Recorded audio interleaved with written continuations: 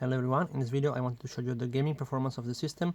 First a little bit of an overlook of how I did the tuning, the actual settings of the system. So here's the memory timings. We have two DDR4 sticks, 8 GB each. They are Samsung memory OEM sticks. You can see them from here. They are actually different dies. One is M die, the other is C die, if I remember correctly. And 9060xt 16 GB and an i5 7400. The system is undervolted, and you can see the offsets here. Keep in mind that the GPU and Unslice voltages and the CPU and the cache voltages are tied together, and they will apply only the lowest settings that you actually read. So we actually have minus 104 for the cache and minus 148 for the Unslice. Now, as you can see, TM5, it's a memory stability test as finished. I also run a lot of other tests like Limpack and Y-Cruncher and everything. So let's get to the gaming. I'm running the Cyberpunk benchmark, and here you can see that we're running around 80 FPS for the averages, but the 1% of those are very tied to the ray tracing settings, as I found out that the ray tracing performance is actually taking a tax on the CPU other than the GPU. So what I end up with is around 40 FPS for the minimum FPS when ray tracing is enabled and 50 FPS when ray tracing is disabled. But let's see what I get now. And here we are. As you can see, I have a minimum of 58 FPS. That's a little bit higher than usual. I don't remember getting this high. Well, that's even better. But yeah, as you can see, I think that during the actual benchmark rank, at some point it shows 44, 45, but then the minimum tells me a higher number. But as you can see, the average FPS is perfectly playable for this game. And yeah, I think this machine clearly shows that you can play single player titles perfectly fine with an i5 7th generation, a 4-core, 4-thread CPU. Here's a Timespy score. Here we have Black Myth Wukong. This is another game that is perfectly playable as long as you don't enable ray tracing, which kills the performance. In this case, in this situation, I think it's also because the ray tracing implementation for some reason is very unfriendly to AMD cards. That has been shown in many benchmarks. I guess that's the key. It's the problem here. Again, it's a single player game. Going with the lows of 40 FPS is not a problem. I got a stutter at the beginning of the benchmark. I'm running off an SSD, a SATA SSD. This stutter doesn't happen every time I launch the benchmark. I think it only happens the first time. So my guess is that it's not important. It's not something that will happen only when you load the game the first time. But let's get to the result.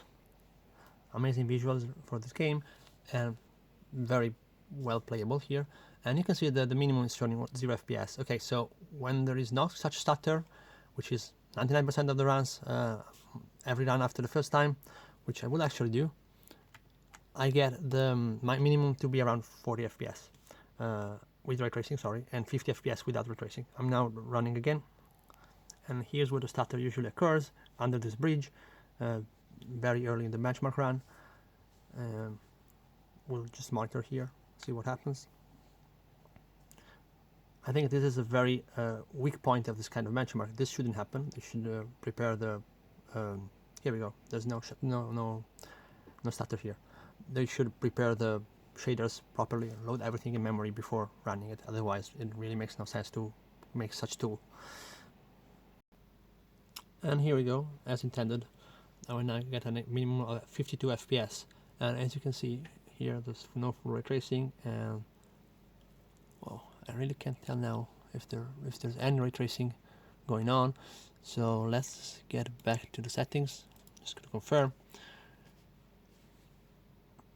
I don't remember now whether this game actually always has ray tracing activated and you just have full ray tracing and not full ray tracing. But yeah, it was running without ray tracing as expected. If I activate this, I get around 40 FPS for the minimum and 60 FPS for the average. Maybe more in the 65 FPS. Like I lose about 10 FPS in the minimum and the mediums.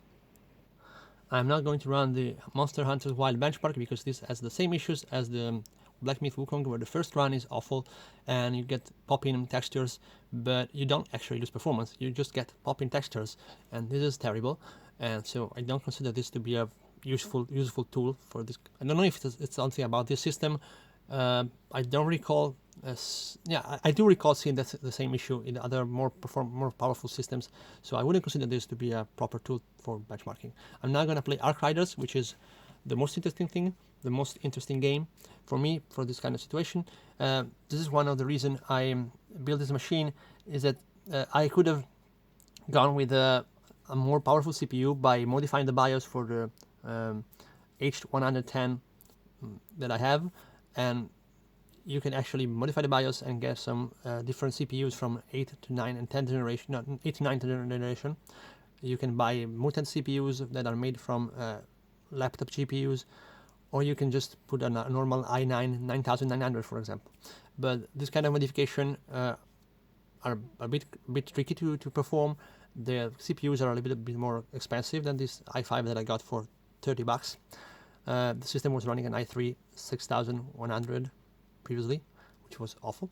And they also involve disabling secure boot, I think, and TPM. At least you cannot really enable TPM afterwards. And the thing is that I want the system to also play online games, and secure boot is required, and TPM might be added in the future. So also, again, it was cheaper to go with the i5. And so I decided to just go with the memory tuning and see how far I can get. Also, the system is heavily debloated. I'm running off Windows XLite, and I also perform a little bit of an additional debloating for various Windows services. So the situation here for Arc Riders is that this engine for some reason has issues with frame keeping and especially audio stutters when you are 100% CPU bound. So this happens a lot with the system, of course, and the only way I could actually get a playable experience with the sound, with a good sound quality, is to lock the FPS, and I had to lock those FPS at 48. I decided to go with that value because I think that is the lowest value for a FreeSync monitor, for my FreeSync monitor to actually synchronize with the GPU, and I decided to stick with that. So what happens with 48 is that if I enable ray tracing, I get occasional stutters. So ideally, with ray tracing enabled, I would keep around 42 to 45. 45 would be, I guess, the maximum for perfectly stable, 100% audio stable experience. With 48, I get occasional stutters for the audio, but at 48 is just very, very okay for a third-person shooter. It feels very good to play, even though I get occasional stutters. If I disable ray tracing, again, I can play no problem at 50 without any issues, and even 55. So let me show you the settings here.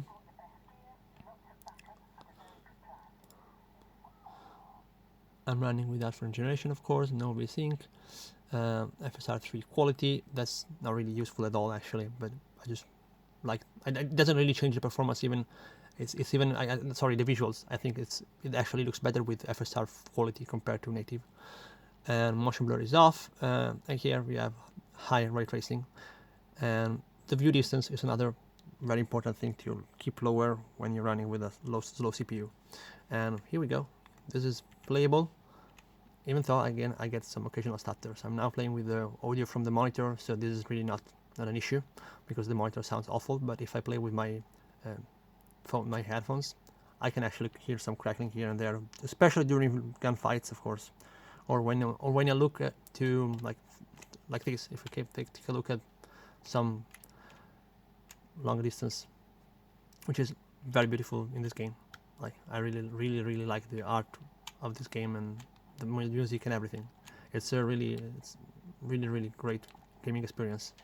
I've been finding myself wanting to play this game not only to test the machine but also to actually enjoy the gameplay, which is something that rarely happens these days. And here's Battlefield 6 RedSec, another game I really enjoy playing. And here we have really around 60 FPS, which moves from 50 to 70. So I would say a perfect 60 average. And again, the game is very, very nice looking. This has no ray tracing, so I can crank everything to the maximum, no problem. And I'm currently doing like more than 100 GPU FPS, which is the average for this kind of a system, for this situation. Again, why is the reason I bought this GPU, this overkill GPU? And it's very easily explained by the fact that I actually plan to upgrade the system in the future with the different components, and this was the best bang for the buck GPU ever in recent history. It has 16 lanes of PCI Express, so it works very, very perfectly with older systems. Even if I want to buy another second-hand system, maybe with 6 or 8 core CPU, which would be really enough for every kind of gaming scenario in modern games. So yeah, I think this makes a lot of sense. I'm dead. So yeah, as you can see, we're currently running at 70 FPS for the CPU and 97 for the GPU. I don't want to let my mates down, so I'm gonna start playing properly shortly. But yeah, you can see it's actually a little bit better in this map. It probably depends on the map a little bit. I'm currently running, yeah, here you saw 59 FPS on the CPU. Yeah, I recall going to 50 a little bit more often, but it's not happening now.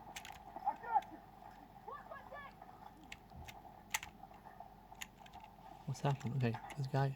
Why I don't understand. Okay.